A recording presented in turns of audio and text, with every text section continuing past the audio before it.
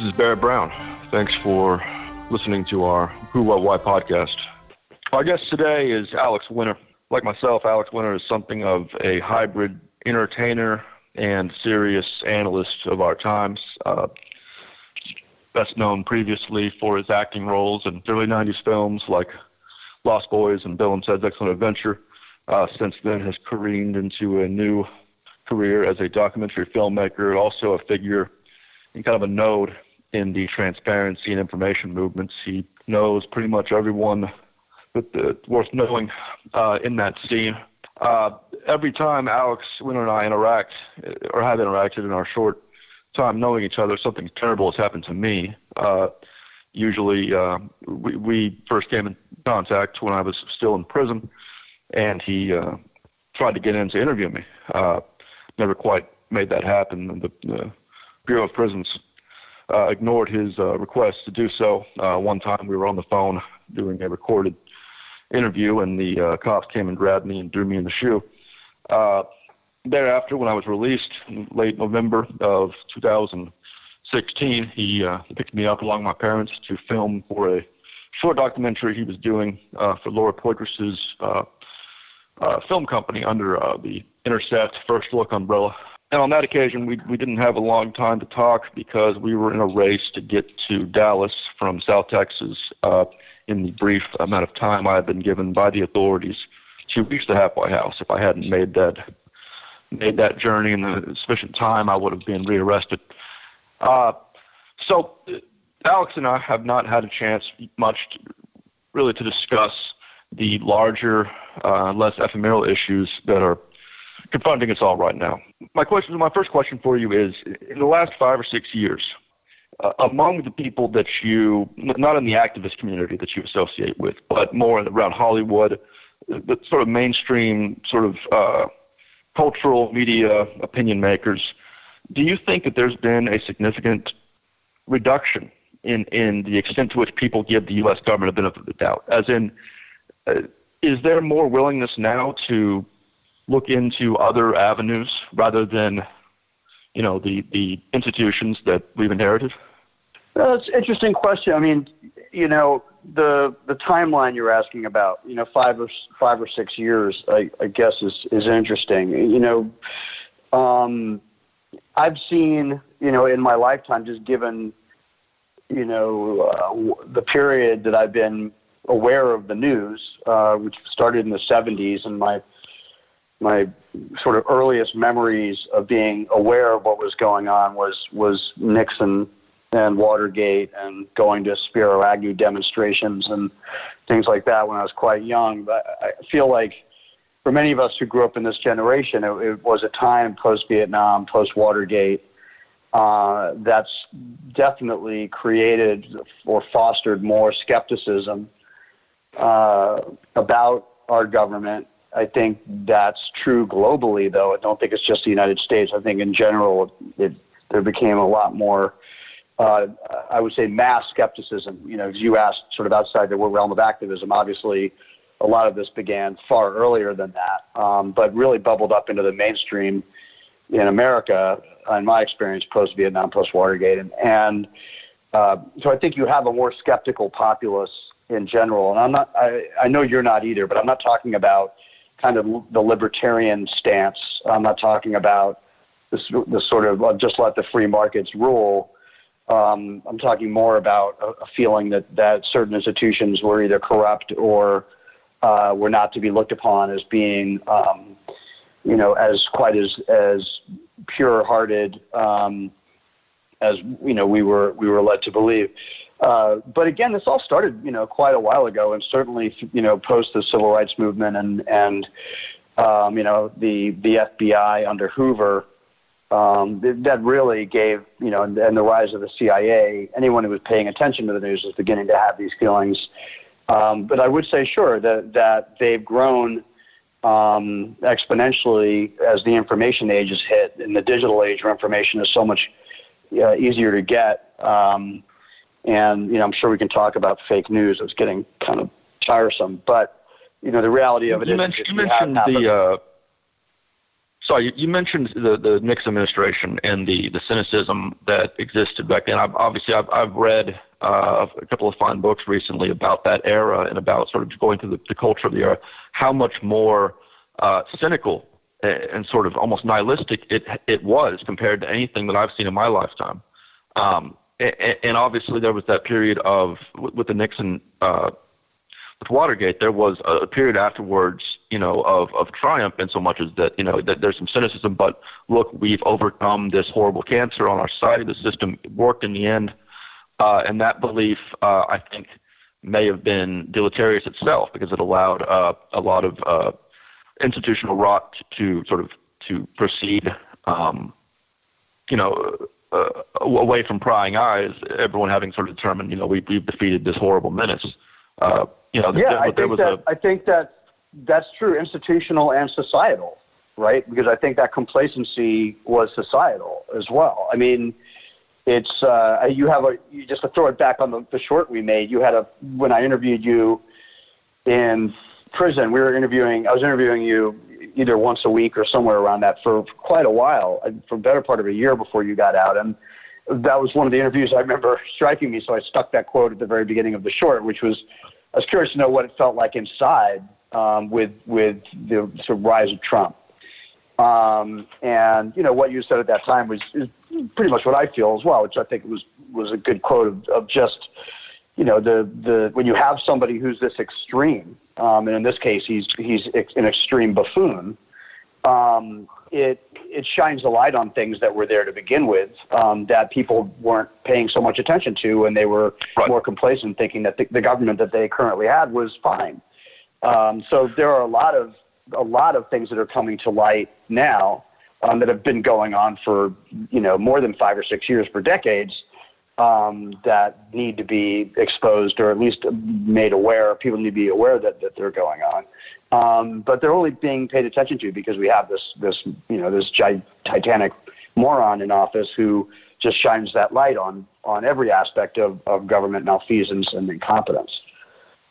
Now, given that the non-nuanced take on the present day is basically, from the standpoint of the average, reasonable, moderately informed person, including commentators, on CNN, what have you, is essentially that we have a system that was pretty good, and then suddenly now we have this horrible aberration, and that once that aberration, if we dislodge this aberration, as with Watergate, then everything will be fine again. When you have this sort of, you have Democrats,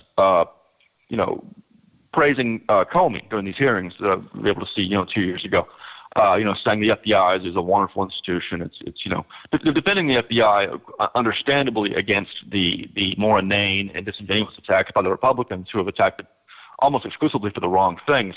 Is there a danger that in this process of dislodging this latest menace, that these institutions that needed reform now escape scrutiny, simply because we've had to stand behind them, firm them up in the face of attacks in the wrong direction? Absolutely. I mean, where people are being pummeled by the daily or minute by minute Trump news cycle, which is largely just hot air and not worthy of news. I would say that there are two things going on from the standpoint that, yes, there is the danger, as you pose it, that those institutions that are badly in need of reform are just going to be more corrupt and more strengthened and emboldened. But there's also the reality that Trump is not anything. He's not even a symptom of a cause. He's such an anomalous presence. He's not the problem. He is a problem, but he is not the problem. The problem will still be here when he's gone. And the problem is being maximized by everyone around him on both sides of the political aisle in significant ways every day. But largely what we get is a news cycle that's focused on Trump's daily infantile antics, and too much news on Russian social media bots. And not that there aren't bad things going on from over there, but I would say in general that we're suffering from a massive lack of nuance across the board. And everything is in this very cockeyed black and white place where, the Russia story is either nonsense or who are suffering a takeover that nobody's willing to admit, that we have already been overrun by the Red Menace. Obviously, the truth is completely in between those things, with an enormous amount of nuance on both sides that's just being ignored, and the same with government. And yes, we are elevating. Suddenly George Bush is GW is a hero. Right. To the left and the right, and we're all jumping up and down with rose-colored glasses of that era, which was a absolute train wreck for those of us who lived through it as adults. And then you have people in social media that have been elevated by people that normally would have been quite aghast, like David Frum and some other people, whether you like them or not, that just would not have been trafficking in the circles that they're currently trafficking in, because there's just this panic, and I would, a flat out desperation to cling to something that feels like the normalcy that we had before Trump, when the normalcy that we had before Trump was a mess and badly in need of reform and repair. Raising and lowering the FBI every other week is an important point in terms of just what the seesaw that we're living on, and the lack of any kind of anchor is very much emblematic of the moment that we're in. What has surprised you most of all about everything in the last several years? Not just in terms of events, but in terms of reactions to events, in terms of how events have been taken and how they've settled in, and how events have changed things. Yeah, that's how I would respond to that. Is I think that what is the most disturbing, when you look at history, even recent 20th century history, and you look at the rise of fascist states or other movements that have captured a populace. I think that the dualistic aspect of having more facts and information at our fingertips than we've ever had in human history, and the utter pervasive ignorance, often willful, that duality is just very disturbing. The notion of fake news, the complete denial of climate change in the face of the facts, the rise of the flat earthers, which can be laughed off, but is pretty disturbing. If you speak to a flat earther that isn't a complete idiot, and there are many of them, and I've spoken to many of them, it's disturbing, because what is happening as a result of a number of factors. Obviously, I don't think it can be blamed on any one thing. I think that Trump is kind of a galvanizing factor, but I maintain that there was a lot of the issues that are really pervasive have nothing to do with Trump, and will outlast him quite happily. The times that we're in are beginning to impact people in a way that is potentially very, very dangerous. And if you talk to a flat earther who is educated for any length of time, you really will get to sort of what we were talking about a moment ago, which is a deeply rooted disillusionment with institutions, government, corporate, et cetera, family, even just feeling that society is corrupt and not to be trusted.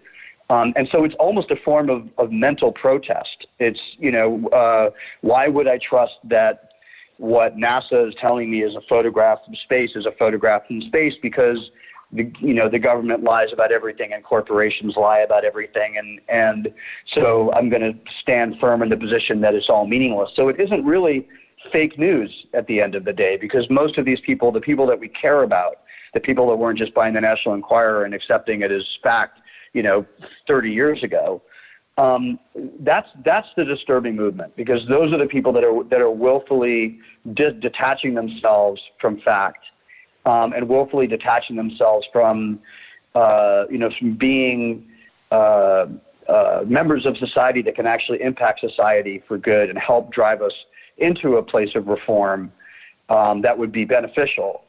So that to me that's the scary. It's not even cynicism. It's really it's a form of societal and political nihilism that is sort of, I think they would look at as idealism. I don't think they would think of themselves as nihilists. I think they would think of that as an ideal.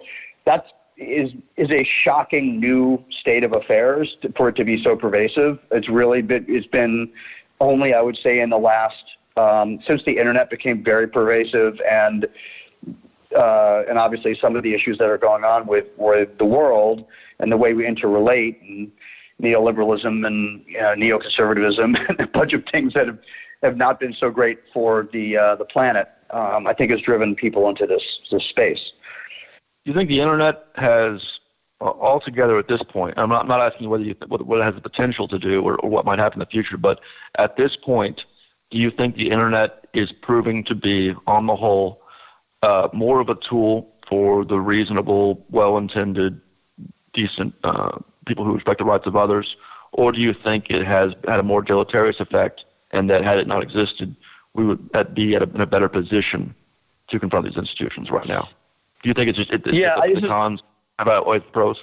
I have this conversation almost daily. I really do, just given the work that I've done. And I'm making a documentary about blockchain technology and the future of another attempt at a massive decentralization movement, which is what the internet was when it started. And it was quickly co-opted and turned into a highly, if not the most centralized system that exists in the world. So, this is really a fundamental question of the moment that we're in.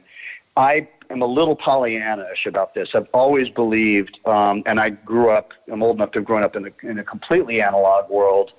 And so I've really watched these technologies evolve from the get-go. And I absolutely believe that the pros outweigh the cons, at least as of right now. Up until Boston Dynamics created that robot that can open doors. But, we're all going to die. But other than that, I do actually believe the pros outweigh the cons. I think that what we're seeing, and this does begin to reflect on the Trump of it all, is mostly, at the moment, is highly reactionary. It is not fundamental in the sense that there's a reactionary movement that is anti-fact because now the facts are at our disposal. There is a reactionary movement against the fact that certain aspects of our world are getting cleaner, safer, more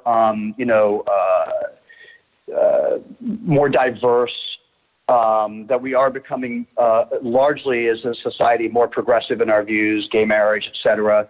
There, a lot of change, which has been on the rise for well over 100 years, is really beginning to take root. And so I think that sometimes the technology or the internet can be a scapegoat, just as Trump can be, for times that are changing, because a lot of those changes are rising to the surface for the first time right now, that have been bubbling towards the surface for quite some time. But I think that in general, for the future, if the current generation doesn't destroy the planet, I think that actually the internet and the amount of information that's at our disposal and the ability for those who actually want to seek facts to find them is very hard to look at that as not beneficial. And the ability to bring certain things, tools to the world, including energy, information, other ways to benefit developing nations that are coming from the internet, ways of helping refugees, I think those are irrefutable positives. So I think that we're in a really bad moment. I think we're in an extremely reactionary moment. And yes, historically speaking, those have had the ability to be devastating on the planet. So I'm not that Pollyannish that I don't think that there's going to be huge wreckage and a lot of bloodshed and a lot of pain that's going to take us, and damage that's going to take time to remedy. But I don't think it's permanent. I think it's largely a reactionary wave. Let me conclude by asking you a actual specific question this time. This is something I know that you know the background to, so I'm curious as to your thoughts. The Intercept today just came out with a report on this Democratic congressional candidate from New York, Patrick Ryan, who it turns out used to work for Barrico. In fact, he worked for Barrico very actively on the things for which Barrico, the few things for which Barrico is known. Barrico, of course, was one of several firms that made up Team Themis, along H.B. Gary Federal and Palantir. he specifically himself, it looks like, worked on some of their programs to track Black Lives Matter and otherwise to surveil left-wing activist groups. And now he's a Democratic congressional candidate. Just knowing those things, just at this early point, and knowing what you know about how these kind of related issues have worked out in the past several years, do you think it's more likely that the Democratic Party will at some point say, oh, wait, this guy kind of has a sketchy background, this is not the kind of future the Democratic Party really needs to endorse, and that he is replaced? Or do you think it's likely that this will be ignored and that this person will somehow manage to bring support from progressives and from the same kind of left-wing activists that he was in the habit of spying upon? I think that this is a moment that requires everybody to be hyper vigilant. And I think it's that both sides of the political aisle, in fact, it's not even, the political landscape in general, forget the partisan nature, is adept at subterfuge, and they both, they all have an agenda of creating subterfuge for whatever reason. Trump's is obvious, but also and I'm a Democrat, whatever you want to say about, or I'm registered as a Democrat, whatever you want to say about Hillary Clinton, the loss was devastating, and there's an enormous amount of ass covering going on that is preventing the Democratic Party from becoming reformed to the degree that it should be, and accepting the loss for what it is, and not something that was hatched in a Russian social media den, which it's just ludicrous and embarrassing, frankly, on a certain level. The level to which her loss has been blamed on Russian intervention, knowing that there was Russian intervention. So again, I'm at the risk of being labeled in one bucket or the other. It's a nuanced issue. And because it's nuanced, it requires vigilance, which means we have to look really closely at the behaviors of various actors. And, in this particular instance, this is a really good litmus test for what the Democratic Party is doing. And if it gets brushed under the rug and then just covered over with people bloviating about Russian bots, then that's a cause for concern. Right. Well, we've seen the Democratic Party in modern history reform itself, sometimes very quickly and sometimes very dramatically, as it did in the mid-'70s, for instance. It became a very different party, a much better party. And we've seen that happen, from time to time since then. So it's obviously not outside the realm of the possibility. And I suppose that this particular case of this particular congressman will absolutely, as you say, serve as a litmus test, kind of something to watch and see. Is the Democratic Party prepared to take on the moral role that it needs to take on at this point in history? And I guess we'll have to see. We're not in it seems difficult to imagine that we're in a time where reform is going to come quickly or easily. I think that the boat itself has been so rocked, and all sides of the political spectrum are in such a state of chaos and disarray. And then there are very bad actors, again, on all sides of the political spectrum that are taking advantage of this moment of disarray. It's like a three-card Monte game, and there's a mark that's around the audience that's picking everyone's pockets while we're all staring at the cards shuffling around. So it's not a conspiracy. It's not anything that well organized. It's you and I have talked about this. It's largely dysfunctional and disorganized, but it's human nature. So I think that it requires hypervigilance, and it requires having more of a stomach for nuance than many people seem to have at the moment, which is, I think, the thing that's most alarming. I'm afraid it's one of those things that we're going to have to wait and see about. It's vastly complex. Yep. I think we can look at it even with the difficulties of looking in hindsight. We can say this is a more vastly complex time than we've encountered in American history on the whole, and that's one of the problems right there. Yeah, I agree. Yeah. Thanks again, Alex, for joining us. We appreciate you having you on, and good luck with your secret projects and so forth. Thanks, Barrett. Anytime. And thank you for listening and for joining us here on Radio Who, What, Why. I hope you join us next week for another Radio Who, What, Why podcast. I'm Jeff Schechtman. If you like this podcast, please feel free to share and help others find it by rating and reviewing it on iTunes. You can also support this podcast and all the work we do by going to whowhatwhy.org/donate.